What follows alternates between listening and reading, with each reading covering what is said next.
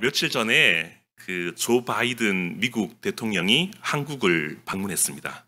그리고 여러 일정 가운데 저녁 만찬을 보게 되었는데요.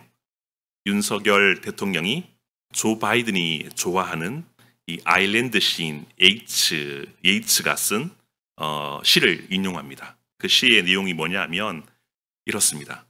인간의 영광이 어디서 시작하고 끝나는지 생각해보라. 나의 영광은 훌륭한 친구들을 가진 데 있다. 라는 그런 시의 구절을 인용하여서 그렇게 만찬사를 시작했다고 합니다. 그러면서 윤 대통령은 한국과 미국은 국제사회를 위해 좋은 친구로 평화와 번영을 함께 추구하자라고 그렇게 이야기를 하였습니다. 물론 이 조 바이든이 아일랜드계 출신이기도 하기에 여러 가지 배려 차원에서 그 시를 가지고 그렇게 저녁 만찬을 해서 감동을 주기도 하였습니다. 위기와 긴장 속에서 살아가는 오늘날이지 않습니까? 오늘날 좋은 친구 맺는 것이 우리에게 안정감과 동질감을 주기도 합니다. 국가와 또 국가 간에 맺는 친구 관계는 또 국제사회에서도 여러 가지 큰 영향력을 발휘하기도 합니다. 친구가 있다는 것은 엄청난 힘이 된다는 것이죠. 여러분들은 친구가 많으십니까? 저는 대학을 졸업하고 선교사로 헌신하고 또 지금은 목사로 그렇게 살아가고 있는데 하나 안타까운 것이 하나 있습니다. 이전에 알고 지냈던 친구들과 연락이 되지 않습니다. 그리고 주변에 아는 사람들은 끼리끼리 모인다고 목사밖에 없습니다. 가끔씩 연락 오는 분들이 주변에 있는 목사님들이 야, 권 목사 차나 한잔 하자 이러면서 가끔씩 연락 오기도 합니다. 좀 부담 없이 만나고 웃고 울고 이야기하고 서로 기도해 줄 친구가 없다는 거에 대해서 많이 없다는 거에 대해서 많이 좀 아쉽기도 합니다. 개인적으로는 목사가 제일 외로운 사람이 아닌가라는 생각도 해보게 됩니다. 저랑 친구 하실 분은 연락 주시면 제가 맛있는 커피를 대접하도록 하겠습니다. 물론 우리에게 영원한 친구이신 예수 그리스도가 있기에 걱정은 없습니다. 예수님이 우리를 친구 삼아 주셨고 많은 이들을 친구로 초청하셨기에 힘이 나지 않습니까? 또한 우리 역시 믿음의 사람으로서 예수님이 우리를 친구 삼아 주셨던 것처럼 주변에 복음을 통해서 많은 친구들을 두고 사귀고 그리고 함께 아름다운 교제를 가지기를 소망합니다. 그렇다면은 우리를 친구 삼아 주신 예수님은 친구를 위해서 어떤 일을 하셨습니까? 오늘 본문 13장 1절을 같이 한번 읽어보겠습니다. 다시 본문으로 돌아가서 13장 1절을 읽어보도록 하겠습니다. 시작. 6월절 전에 예수께서 자기가 세상을 떠나 아버지께로 돌아가실 때가 이른 줄 아시고 세상에 있는 자기 사람들을 사랑하시되 끝까지 사랑하시니라. 아멘. 누구를 사랑하셨습니까? 세상에 있는 자기 사람들을 사랑하셨다라고 이야기하고 있습니다. 이 말을 직역하면 세상 안에 들어있는 자기의 소유된 백성을 사랑하셨다라는 것이죠. 하나님이 택하신 믿음의 사람들을 하나님은 끝까지 사랑하셨다라고 오늘 선포하고 있습니다. 예수님께서 자기가 세상을 떠나 아버지께로 돌아갈 때가 이른 줄 아셨으므로 세상에 있는 자기 사람들에게 당신의 사랑을 모두 부어주셨다라고 선언하고 있다는 것입니다.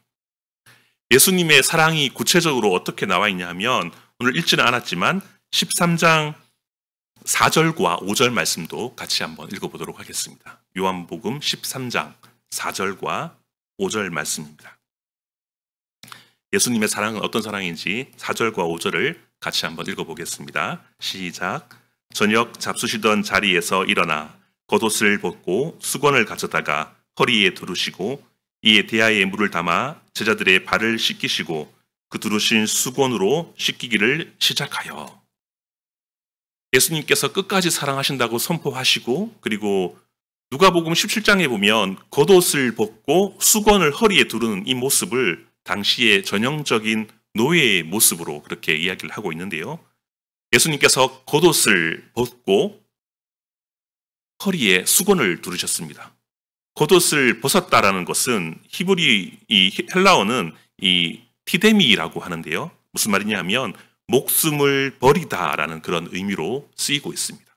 겉옷을 벗다, 즉 하나님께서 목숨을 버리다라는 그런 의미를 가지고 있습니다.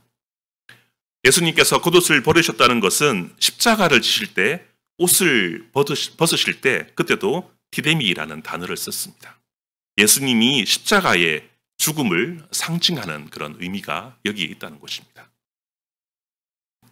세상의 자기 사람들을 위해서 예수님께서 겉옷을 벗으시고 제자들의 발을 씻기신 모습이 예수님의 사랑을 표현하고 있다는 것이죠.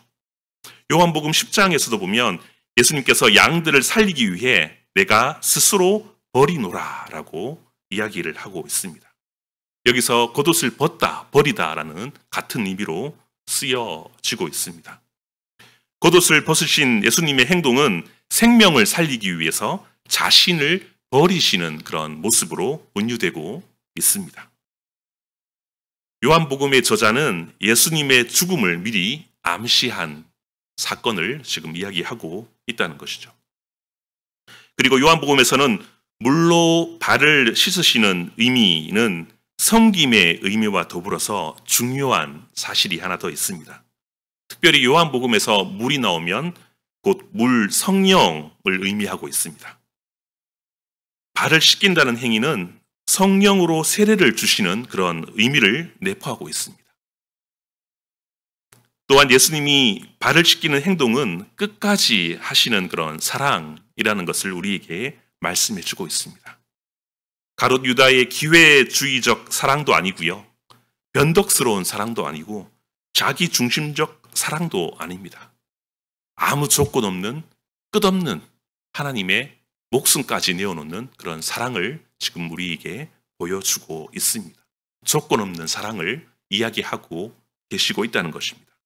예수님은 섬김을 받으러 오신 것이 아니라 섬기러 왔다라고 이야기하고 있습니다. 그것도 자기 목숨을 많은 사람의 대속물로 주러 왔다라고 그렇게 이야기를 하고 있습니다. 예수님의 사랑을 끝까지 보여주시기 위해서 세족식으로 하나님의 사랑의 모습을 보여주셨습니다. 이러한 상황에서 베드로가 발 씻기를 거부하지 않습니까? 이것은 바로 세례를 거부하는 의미가 되고 예수님의 십자가의 희생을 또한 섬김을 받지 않겠다라는 의미로 하신 말씀입니다. 그래서 예수님은 발 씻기를 거부하는 베드로에게 나와 상관이 없다라고 이야기를 하신 것이죠. 자기의 사람을 위해서 겉옷을 벗으시고 그리고 발을 씻기시는 그 모습을 통해서 하나님의 다함 없는 은혜, 사랑을 우리가 엿볼 수가 있다는 것입니다. 세족식은 단순히 인격이 좋은 사람이면 할 수 있는 그런 겸손한 섬김에 그치지 않고 죽음의 자신을 내어주어서 예수님의 끝없는 사랑을 나타내는 모습이 바로 세족식의 그 의미가 담겨 있다는 것입니다. 사랑하는 자들을 위해서, 제자들을 위해서 직접 대야에 물을 담아서 세족식을 거행했다는 것이죠. 그리고 예수님은 너희도 이렇게 하라라고 말씀하시는데요. 오늘 본문 요한복음 15장으로 넘어가서 15장 13절과 14절 말씀도 같이 한번 읽어보도록 하겠습니다. 요한복음 15장 13절, 14절을 같이 보도록 하겠습니다. 시작. 사람이 친구를 위하여 자기 목숨을 버리면 이에서 더 큰 사랑이 없나니 너희가 나의 명하는 대로 행하면 곧 나의 친구라. 아멘. 예수님은 하나님의 계명인 내 이웃을 내 몸과 같이 사랑하시는 그 계명을 실천하셨습니다. 우리가 막상 친구를 위해서 내 목숨을 내줄 용기는 없지만 여러 가지 방법으로 친구를 위해 섬길 수 있어야 될 줄 믿습니다. 우리도 예수님이 보여주신 그 사랑을 우리가 행할 때에 친구로 예수님께서 우리를 인정해 주실 줄 믿습니다. 조선시대에 이러한 사랑을 보여준 한 사람을 소개할까 하는데요. 조선시대의 최고 국정 기록인 조선왕조실록에 기록된 부녀자의 이름이 있습니다. 바로 정조대왕 때 정조실록에 기록된 거상 김만덕이라는 부녀자입니다. 당시대를 대표하는 인물 중 이 정약용의 여유당 전서와 이 최재공의 변함집에서 김만덕을 무척이나 칭송을 하고 있습니다. 특별히 그 박제가의 정유각집에 쓰인 글귀가 좋아서 소개할까 하는데요. 김만덕은 이 세상에 태어나고 이 세상을 떠나는 동안 넉넉하게 멋쟁이로 살다 간 사람으로 귀하다 할 만한 사람이다 라고 그렇게 정유각집에 쓰여져 있습니다. 우리가 잘 알다시피 김만덕은 조선시대의 사대부 시대에 남성에게 종속된 존재로 취급받던 이 여성이라는 태생적인 한계를 가지고 있습니다. 가난이라는 그런 경제적인 한계도 있었고요. 그리고 기생이라는 신분의 한계, 그리고 제주도 변방이라는 지역적 한계가 자리하고 있었습니다. 사방을 둘러보아도 뭔가 할 수 있는 그런 기회가 없었습니다. 특별히 제주도는 여성에게 출국 금지령이 있어서 마음대로 이 내륙으로 나오지도 못했다고 합니다. 사실 양인이었던 신분을 회복하기 위해서 수십 차례 탄원서를 내어서 신분을 회복하게 되었고요. 모아두었던 돈으로 객주를 차려서 장사를 하면서 거상으로 성장했다고 합니다.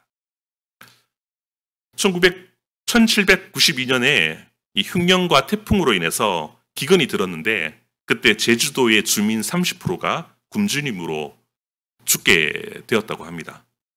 조정에서 구휼미 1만 천석을 가져다가 배에 실어서 제주도로 보내게 됩니다. 그런데 태풍이 불어서 그 배가 좌초하게 되었습니다.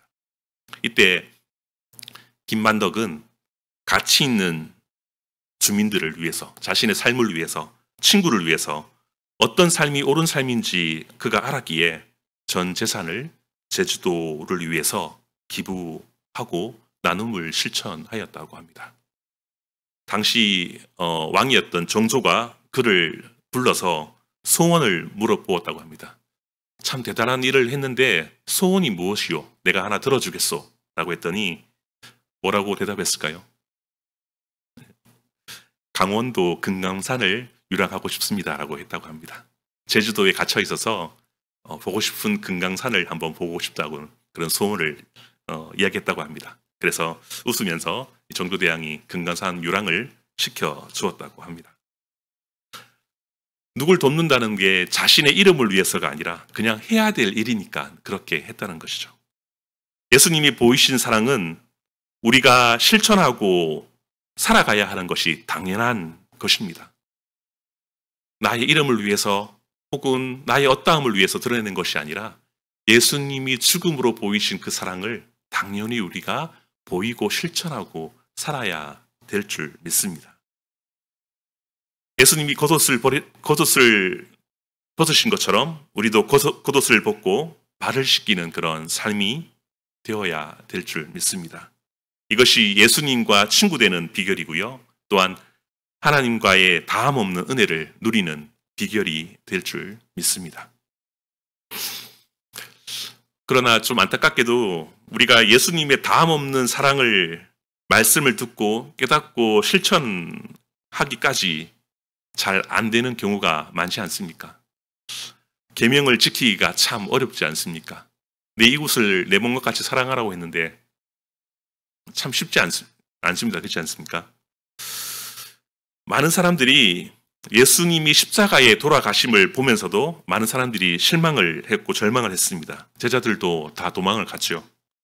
그 당시 예수님이 이스라엘을 해방시켜 줄 사람으로 믿었던 사람들도 그 희망이 다 사라졌습니다. 로마 군인과 헤롯과 그리고 사두개인들과 같은 정치인들도 같은 생각을 했을 것입니다. 사랑 같은 것으로 모든 문제를 해결할 수 없다. 잠깐 반짝할 수 있지만 너무나 이상적인 것을 가지고 모든 세상적인 문제가 해결될 수 없다라고 그렇게 보았던 것입니다. 오히려 세상을 변화시키는 것은 권력과 부와 군대의 힘으로 변화시키는 것이지 사랑이란 것은 절대로 그것을 할 수 없다라고 한 것이죠. 예수님이 십자가에 죽는 행동은 바보와 같은 모습으로 모두들 조롱했다는 것입니다. 오늘날 많은 기독교인들 회의론자들이 이렇게 말합니다. 돈이 없고 빽이 없고 힘이 없으면 아무것도 할 수 없다. 부흥이라는 걸 할 수가 없다. 오늘날 우리에게 예수 믿는다고 세상이 달라지는 것이 있냐? 세상은 똑똑함과 힘과 권력과 부에 의해서 달라지고 변화될 뿐이다라고 이야기합니다. 정말 그렇습니까? 하나님의 사랑과 그 사랑을 전달하는 자들 때문에 예수님이 보이신 그 사랑 때문에 또한 그 사랑을 우리가 받아서 그대로 전달하는 그 모습 때문에 그 사랑 때문에 세상이 더 아름답게 변화될 줄 믿습니다. 하나님 나라가 그 사랑으로 말미암아 더 풍성해질 줄 믿습니다. 제가 좋아하는 톨스토이 소설 중에 바보 이반이라는 책이 있는데요. 이런 내용이 있습니다. 바보 이반에게 똑똑한 두 형이 있었는데 첫 번째 형은 야망으로 똘똘 뭉쳐져 있어서 이 군인이 되어서 출세하고 또한 귀족 집안의 딸과 결혼해서 막강한 권력을 가지게 되었다고 합니다. 그리고 둘째 형은 욕심이 많아서 이 부자가 되어서 떵떵거리며 살았다고 합니다. 그런데 막내인 이반은 그냥 바보처럼 그렇게 살았다고 합니다. 그런데 똑똑하고 힘이 있는 부가 있는 두 형제가 만나면 화평을 지키지 못하고 매번 만나면 싸웠다고 합니다. 그래서 그 사이를 중재하는 사람이 막내인 바로 바보 이반으로 인해서 중재가 되고 화해가 되었다고 합니다. 사탄은 권력욕이 많은 형과 재물욕이 많은 동생을 더 많은 권력과 재물로 유혹해서 그들을 망가뜨려 버렸습니다. 오히려 바보 이반은 어떤 것으로 유혹을 하지 못했다는 것이죠. 예수님의 죽음은 바보와 같은 그런 사랑이었습니다. 손해보는 사랑이라는 거죠. 사탄은 절대로 이길 수 없는 그런 바보와 같은 예수님과 같은 그런 섬기는 사랑을 보이는 사람에게 절대로 이길 수가 없습니다. 빌립보서 2장 5절과 8절에 보면 예수님의 바보 같은 사랑을 이렇게 말하고 있는데요. 한번 찾아보면 좋을 것 같습니다. 빌립보서 2장 5절에서 8절입니다. 한번 찾아보시겠습니다.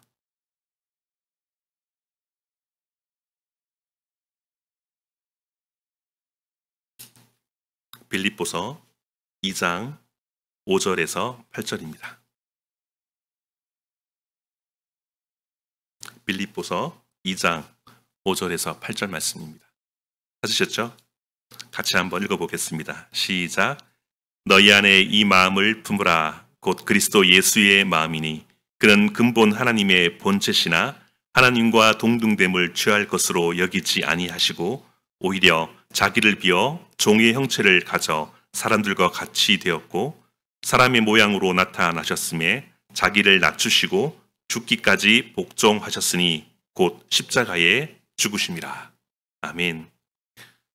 피조물과 비교 불가하신 창조주이신 하나님이, 신이신 하나님이 인간과 같은 종의 모습으로, 형체로, 그것도 보잘것없는 갈릴리에서 사시고 로마의 식민지의 지배를 받으시고 광야에서 마귀의 시험을 받으시고 그리고 인간에게 자신의 목숨을 내어 주신 마치 인간의 눈에는 바보와 같은 마치 톨스토이의 바보 이방과 같은 그런 행동으로 예수님이 사셨다는 것이죠. 그러나 반전이 있지 않습니까? 최후 승리자는 누구입니까? 역전은 누가 하셨습니까? 죽음에서 생명으로, 죽음에서 승리로, 그리고 종에서 우리를 친구로 그렇게 살리시고 우리와 함께 지금도 살아계시고 역사해 주시고 있다는 것을 여러분 꼭 기억해야 될 줄 믿습니다. 제가 선교사 출신이라 주변에 선교사님들을 많이 알고 있는데요. 최근에 동기 목사님 중에 라오스 지역에서 사역하고 있는 선교사님이 한 분 계신데 저도 약간의 물질과 기도를 이렇게 후원하고 있습니다. 라오스는 특별히 동남아 중에서도 공산 국가로서 매우 가난하고 어려움이 많은 지역이기도 합니다. 사역도 공산국가라서 매우 제한적입니다. 이 선교사님이 한 번은 작은 마을에 현지 목사님의 집에 방문했는데 집을 건축하고 있었습니다. 그래서 선교사님이 현지 목사님께 물었습니다. 목사님 사시는 집을 건축하시나 봅니다. 그랬더니 아닙니다. 코로나 때문에 사정이 너무 어려워서 주중에는 대부분 일을 해야 됩니다. 그래서 가정을 돌볼 수가 있고 그리고 그것으로 공부도 할 수 있습니다. 그리고 교회가 또 사역도 또 할 수가 있습니다. 라고 그렇게 대답을 한 것이죠. 자신의 집을 건축하기 위해서 건축하다 보다 했는데 오히려 그것이 아니라 노동을 하면서 사역을 감당했던 것입니다. 선교사님이 너무 부끄럽고 그리고 민망해서 너무 죄송했다고 합니다. 그리고 이야기 중에 어떻게 하면 도울 수 있을까 하는 그런 이야기를 하다가 우리 돈 5만 원 정도면 한 달 먹을 식료품을 살 수 있다고 해서 현지 목사님을 돕는 그런 프로젝트를 진행하고 있습니다. 지금은 이 후원과 기도를 통해서 매달 약 한 20명가량 현지 목사님의 가정에 한 달치 식료품을 그렇게 전달하고 있다라고 합니다. 선교사님 자신은 뭐 특별한 게 없다라고 이야기합니다. 내가 하는 사역은 뭔가 특별한 게 없어. 라오스 아이들과 함께 공을 차고 함께 지내고 또 시간이 되면 학교를 열어서 영어랑 수학이랑 한국어를 가르치고 그리고 예수님의 사랑을 틈틈이 전하고 있어. 복음을 전하고 있어. 그리고 그들이 이렇게 살았으면 좋겠다는 비전을 제시해 주고 예배를 드리고 있어. 이것이 할 수 있는 나의 최선이야 라고 이야기한 것입니다. 선교사님의 큰 능력이 아니라 선교사님이 가지고 있는 물론 없겠죠. 그런 큰 돈이 아니라 능력이 아니라 예수님이 우리를 위해 바보처럼 죽으셨던 그 사랑하시는 그 사랑으로 말미암아 동일하게 그 사역의 사랑으로 감당하면서 성령의 역사를 경험하고 있다라고 하면서 매번 이렇게 편지로 연락을 주곤 합니다. 그러면서 이러한 고백을 하셨는데요. 내가 아직 하나님을 알지 못할 때에 하나님 말씀에는 관심도 없이 제멋대로 세상에서 놀고 먹을 시절에 나 같은 죄인 살리시겠다고 자신의 하나밖에 없는 아들을 예수를 아끼지 않고 내주셨는데 내가 이렇게 라오스에서 사역을 할 수 있는 그 자체 하나만으로 매우 기쁘고 감동이다라고 그렇게 이야기를 하셨습니다. 또 요한복음 15장 1, 2절의 말씀을 인용하면서 이렇게 사랑을 실천할 수 있는 비결을 말씀하셨는데요. 포도나무이신 예수님께 꼭 붙어 있기만 하면 농부이신 하나님이 열매를 자연스럽게 맺게 해 주시기에 어렵다는 부정적인 생각, 안 될 것 같다는 생각을 할 필요도 없고 거기에 대해서 자유로워진다라고 하면서 은혜를 나누어 주셨습니다. 그러면서 동일하게 저에게도 그 말씀을 적용하면서 나에게 부정적인 생각과 안 된다는 생각은 과연 무엇인가 하면서 내가 하나님께 나아가지 못하고 예수님 참포도나무이신 예수님께 접붙임을 받지 못해서 내가 이렇게 갈팡질팡하고 있구나라는 생각도 해보았습니다. 날마다 예수님과 함께 할 수 있는 비결은 그분의 복음과 그분의 생각과 그분의 사랑이 담긴 하나님의 말씀, 성경을 우리가 매일 묵상하고 기도할 때에, 접붙임을 받을 때에 농부이신 하나님께서 우리의 삶을 통해서 아름다운 열매를, 과실을 허락해 주실 줄 믿습니다. 저와 여러분도 이러한 하나님의 은혜와 축복이 넘치기를 간절히 기원합니다. 마지막으로 이 헤르만 헤세의 단편에 나오는 글을 소개로 말씀을 마치려고 합니다. 한 마을에 아들이 태어났다고 합니다. 한 요정이 나타나서 산모에게 말했습니다. 아이를 위해 한 가지 소원을 말하면 들어주겠소. 어머니는 이렇게 소원을 빌었다고 합니다. 이 아이가 자라면서 누구에게든지 사랑받는 아이가 되게 해 주십시오. 그렇게 소원을 빌고 이 아이가 자라면서 많은 사람들에게 사랑을 받게 되었습니다.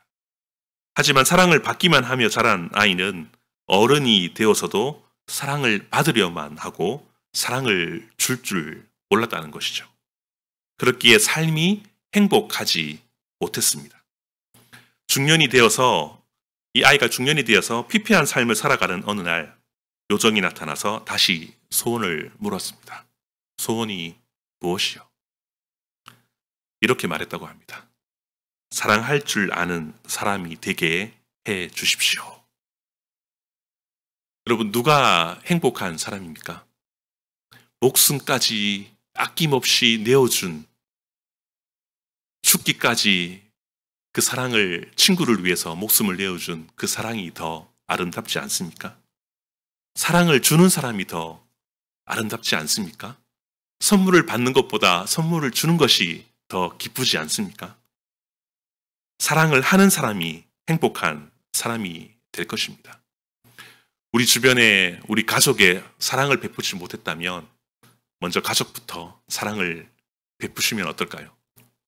그리고 우리 주변에 있는 사람들을 위해서, 친척들을 위해서, 그리고 교회의 약자들을 위해서, 병약한 사람들을 위해서, 기도가 필요한 사람들을 위해서, 그리고 국가와 민족을 위해서, 그리고 하나님 나라를 위해서 우리가 사랑하며 살아갈 때에 하나님께서 우리를 친구라고 그렇게 우리를 불러 주실 줄 믿습니다. 날마다 우리를 위해 죽으신 그분을 보며 날마다 사랑을 연습해야 될 줄 믿습니다. 사랑이 있는 곳에 하나님이 계실 줄 믿습니다. 하나님의 복음을 전하는 그 자리에 하나님이 계실 줄 믿습니다. 겉옷을 벗는 자리에 하나님이 우리와 함께 하실 줄 믿습니다. 하나님의 인재 연습이라는 로렌스 형제가 쓴 책에 보면 이렇게 요약 정리하면 이렇게 말하고 있습니다. Love never fails. Love never fails. 사랑은 결코 실패가 없다 라고 이야기를 하고 있습니다. 예수님이 우리를 목숨을 버리셨던 것처럼, 우리를 사랑하셨던 것처럼 우리도 그 사랑을 이어받아서 가정을 사랑하고 교회를 사랑하고 민족과 열방을 사랑하고 하나님 나라를 위해 예수님의 사랑을 마구마구 전달하고 쏟아내는 그러한 은혜가 저와 여러분 가정의 교회 가운데 넘쳐나기를 소망하고 기도합니다. 함께 기도하기를 원하는데요. 먼저 이렇게 기도하면 좋을 것 같습니다. 말씀을 듣고 은혜 받은 것이 있지 않습니까? 하나님이 우리를 친구 삼아주셨는데 그 친구는 그냥 친구가 아닌 목숨을 다하신 그 언약의 징표이지 않습니까? 친구. 동일하게 우리도 하나님을 사랑한다면 하나님 말씀의 계명을 다하고 이웃을 사랑하고 교회를 사랑하고 더더욱 우리가 힘써서 세상을 변화시키는 하나님의 사람으로, 하나님의 교회로 거듭나기를 소망합니다.